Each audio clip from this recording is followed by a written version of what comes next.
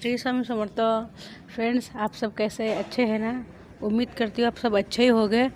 Friends, मैं आपको हम जो व्रत करते हैं ना, मैं उसके बारे में आपको बता रही हूँ। हम बहुत व्रत करते हैं, सोमवार मंगलवार और एकादशी करते हैं, करवा चौथ करते हैं, चतुर्थी करते हैं, सब व्रत करते हैं। लेकिन आपको किस व्रत का उद्यापन करना ज़रूरी होता है और किस व्रत का उद्यापन नहीं करना ज़रूरी है, मैं आपको ये बात बता रही हूँ।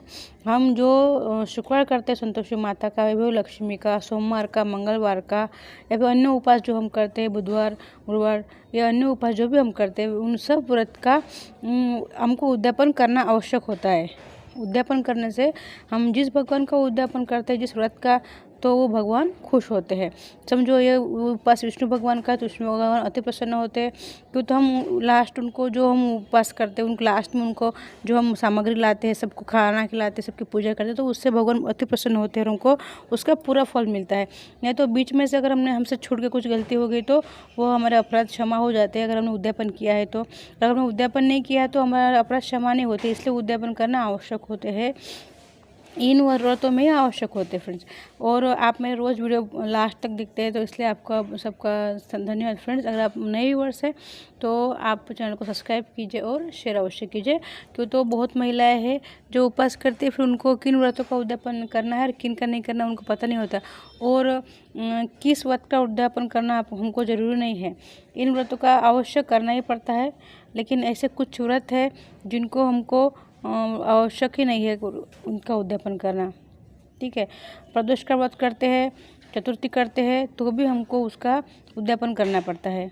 प्रदोष चतुर्थी भी हम वो बड़े व्रत माने जाते हैं, जैसे कि सोमवार मंगलवार, तो ये जो कि हफ्ते में एक बार आते हैं हम करते हैं।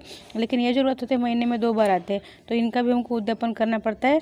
उद्यापन करने के बाद हम छोड़ सकते हैं, फिर पकड़ सकते हैं, या कुछ त्रुटि हुई तो भी हमको भगवान क्षमा कर देते हैं।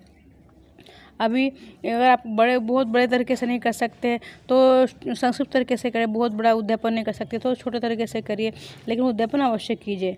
और जो कौन से व्रत है ना, तो हमको दोष लगता है, और कौन से व्रत है जो हमको उद्यापन करने के जैसे नहीं है। जैसे कुछ व्रत ऐसे होते हैं जो कि दुर्गा अष्टमी है, दुर्गा अष्टमी, फिर कृष्ण अष्टमी, जिस पर कृष्ण जन्म होता है उन कृष्ण अष्टमी बोलते हैं, वो कृष्ण अष्टमी, शिव महारात्रि, रामनवमी, करवा चौथ। ये कोई 6 व्रत है। एक करवा चौथ है, नवरात्रि है, शिव महारात्रि है, रामनवमी है, कृष्ण जन्माष्टमी है, और दुर्गा अष्टमी है, और अष्टमी है। इन 6 व्रतों में हमको उद्यापन करने की ज़रूरत नहीं है, और बाकी व्रतों का उद्यापन करना पड़ता है। जैसी व्यवस्था है वैसे करें, संक्षिप्त में करें। बहुत आपको बहुत पैसा नहीं है तो छोटे तरीके से करें, लेकिन करें। एक बामन को बुलाए, बामन को बोलना कि भी आपके पास ये नहीं है तो छोटे बच्चों को और लेडीज़ को बुला के जैसे भी उनकी विधि होती है उस प्रकार से करें। छोटे करें, आपको बहुत पैसा नहीं है तो एक लेडीज़ को ही बुलाए, लेकिन उद्यापन अवश्य करें। उद्यापन करने से हमको उस व्रत का पूर्ण फल मिलता है। हमसे कोई त्रुटि हो गई तो उसका हम समझो छोड़ सकते हैं, हमको दोष नहीं लगता। हम कभी समझो बीमार है, हमसे नहीं हो पाया तो हमको उस औरत का दोष नहीं लगता, इसलिए उद्यापन करना आवश्यक होता है।